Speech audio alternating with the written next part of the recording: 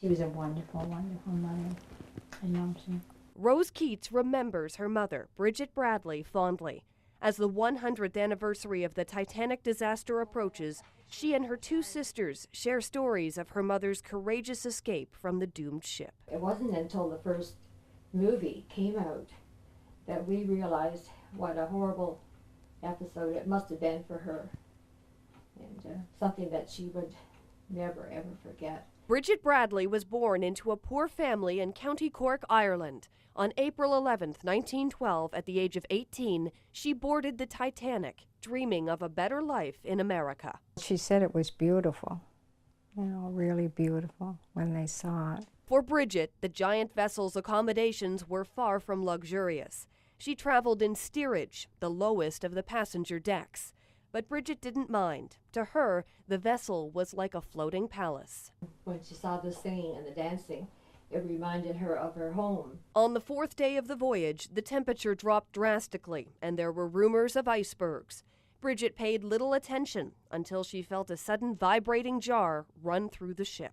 And there was a rap in the door, and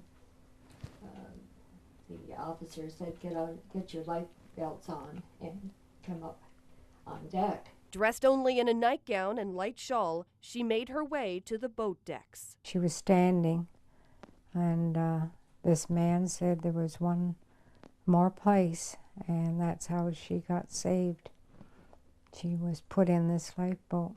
Later on, she described more of the terrible time that it was in the lifeboats, freezing cold, and not knowing whether there was ever going to be another boat to rescue them.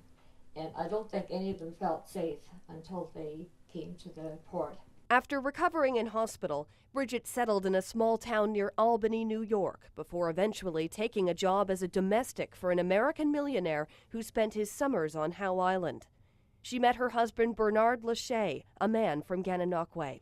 The couple married and began a new life in Canada, eventually raising 4 children in a home her daughter Mary still lives in today.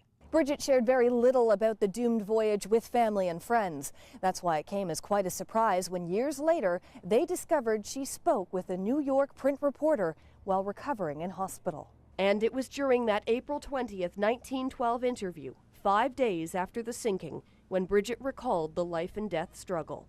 The newspaper article can be found in a new book called Unsinkable Bridget, written by her daughter, Mary Higgins. The men, were trying to get in the boats, and they had to shoot some of the men.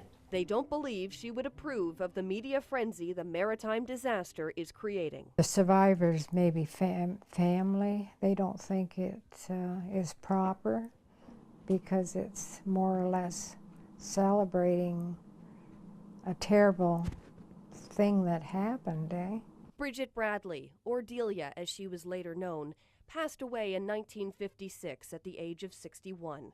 But her courage and strength lives on through her 3 daughters, who are now in their 80s. She was a very wonderful person, and the pictures that we have of her, especially when she was young, she was a beautiful woman.